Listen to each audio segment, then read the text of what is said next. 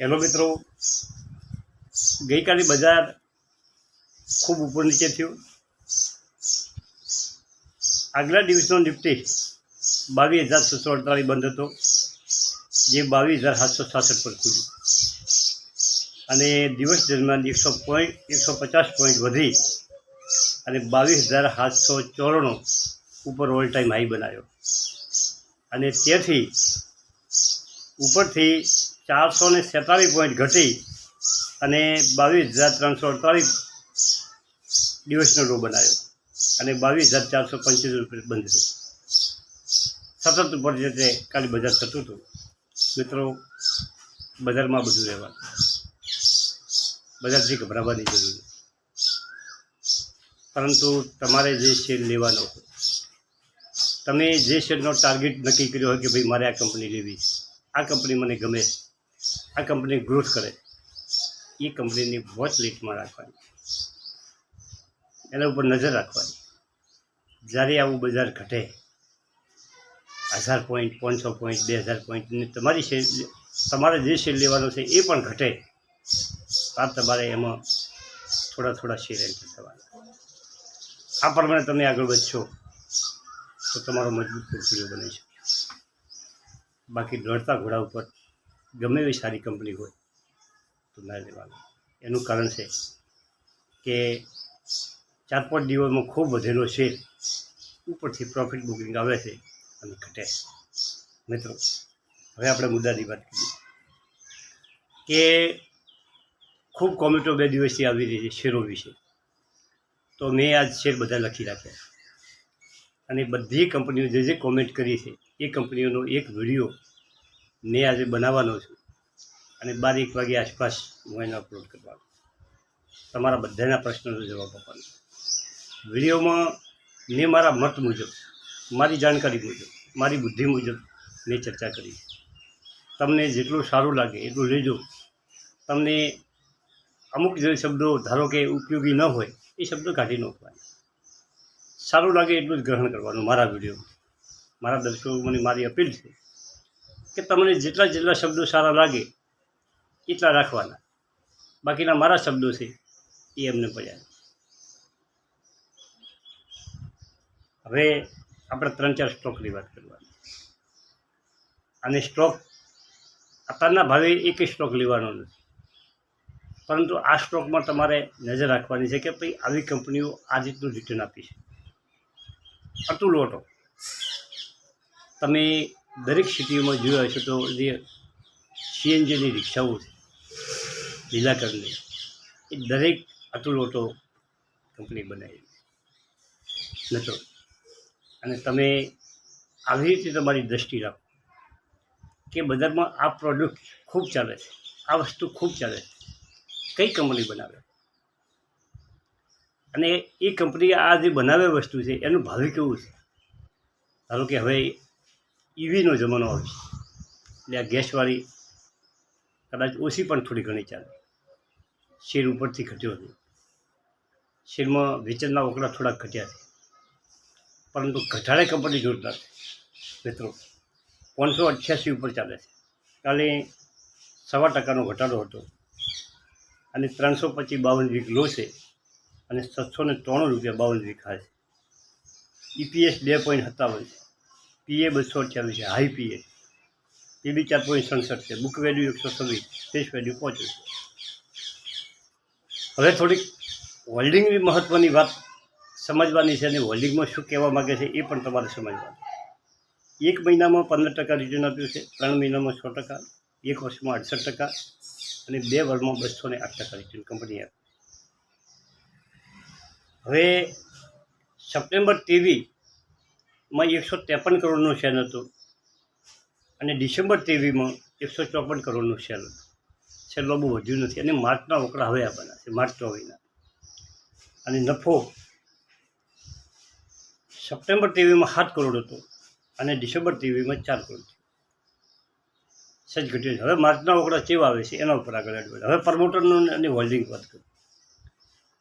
March 23 અને March 24 પ્રમોટરનું holding March 23માં 49.48% હતું, જે માર્ચ 24માં 42.73% કે પ્રમોટરે શેર વેચ્યા. FIC 0.44 હતું જે 0.48 છે, સામાન્ય ફેરફાર. DI એટલે કે મ્યુચ્યુઅલ ફંડ 1.23 હતું જે 0.41 છે, એમાં ઘટાડો થયો. અને પબ્લિકની હોલ્ડિંગની વાત કરું, જે 48.80% હતું તે 56.39% પબ્લિકે શેર ખૂબ લીધા. હવે મહત્ત્વની વાત એ છે કે વિજય કેડિયાનું હોલ્ડિંગ આ કંપનીમાં 18% છે. લાખો શેર કોતો સાચા એનાથી. અને કેડિયા સિક્યુરિટીના 2.71% હોલ્ડિંગ, એટલે 18 ને 2 20 21% હોલ્ડિંગ વિજય કેડિયાનું આ કંપનીમાં છે. જે પ્રમોટરનું 56% હોલ્ડિંગ છે એમાંથી 22% વિજય કેડિયાનું એકલાનું. વિજય કેડિયા આજે બુલિશ છે આ કંપનીમાં. મિત્રો, હવે આગળ વાત કરીએ કે પૈસા, તમારા પૈસા કઈ રીતે વધારો કરવો. પહેલી વાત તો છે બચત કરવા.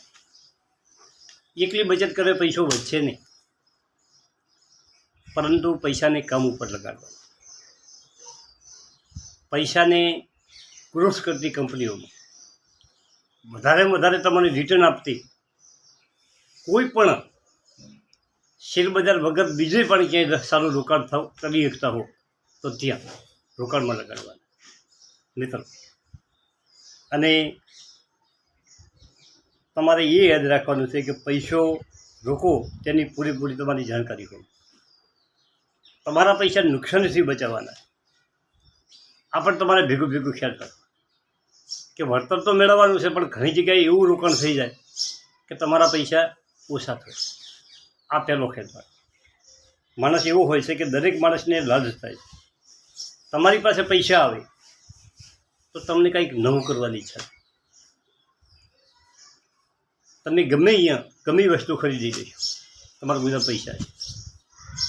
માણસનો સ્વભાવ. તમે બજારમાં જશો તો તમને થાય છે કે ભાઈ લાવું 5 લાખ પડ્યા છે કે આપણે આ નવી વસ્તુ ઘરે વસાવી દઈએ, આ નવું ટ્રેક્ટર લઈ લે, ગાડી લઈ લે, આ આર્યું બનાવી નાખો, આર્યું બનાવી નાખો. પરંતુ એ પૈસો તમારો બ્લોક થઈ જશે. એમાંથી તમે ઇન્કમ કેટલી મેળવી શકશો એ તમારે ગણતરી કરવાની. નેક્સ્ટ વાત છે બીજી, આપણે 3-4 કંપનીની વાત કરવાની છે, પણ થોડીક આની વાત કરી દઈએ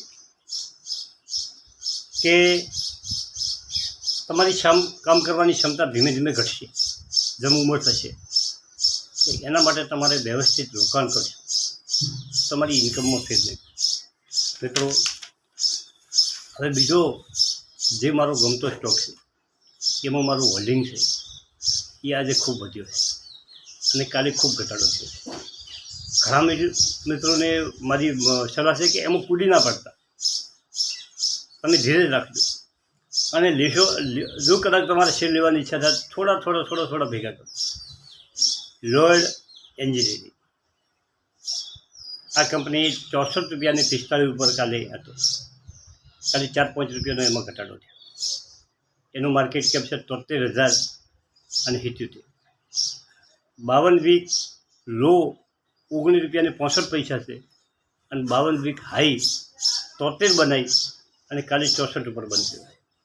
મિત્રો, એનો PA 113 છે. PA થોડોક હાઈ થયો, ફેસ વેલ્યુ 1 રૂપિયો. મિત્રો, કંપનીએ તેના ક્વાર્ટરમાં સારો ગ્રોથ કરેલો છે. કંપની અપેક્ષા કરતાં જોરદાર ચાલી રહી છે. અને કંપનીએ કેવું રિટર્ન આપ્યું એની તમને વાત કરું તો 1 મહિનામાં 17%, 3 મહિનામાં 17%, 6 મહિનામાં 38%, 1 વર્ષમાં 209% અને 5 વર્ષમાં 12,790% રિટર્ન કંપની આપી. મિત્રો, હવે હોલ્ડિંગની વાત કરો તો પ્રમોટરનો 57.25, FIC 1.39, DI 0.13 અને પબ્લિકનું હોલ્ડિંગ 41% કંપનીમાં છે. વેચાણના વકરાની વાત કરો તો વેચાણ દમદાર વધ્યું છે. માર્ચ 24 એટલે કે છેલ્લા ક્વાર્ટરના વકરા આધી આવ્યા નથી અને વકરા કેવા રહેશે એના ઉપર કંપનીનો દમદાર થયેલો છે. મિત્રો, બીજી કંપની છે આપણી, એની તમને વાત કરું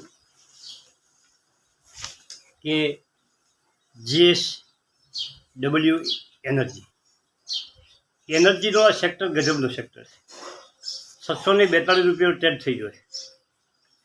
52 વીક લો 240 છે અને 52 વીક હાઈ 750. માર્કેટ કેપ છે 1,12,241 કરોડ. પાવર જનરેશન સેક્ટરનો શેર છે. પાવરની ખૂબ જરૂર પડવાની છે અને આવી કંપનીઓ ચાલવાની. 1 જાન્યુઆરી 2020ના રોજ આ શેરનો ભાવ 69.5 અને પીએ એનો હતો 10.1. 14 સપ્ટેમ્બર 2023 એનો ભાવ થયો 416.45 રૂપિયા અને પીએ થયો 4. આજે કંપનીનો ભાવ 642 રૂપિયા ઉપર ચાલે છે અને એનો પીએ છે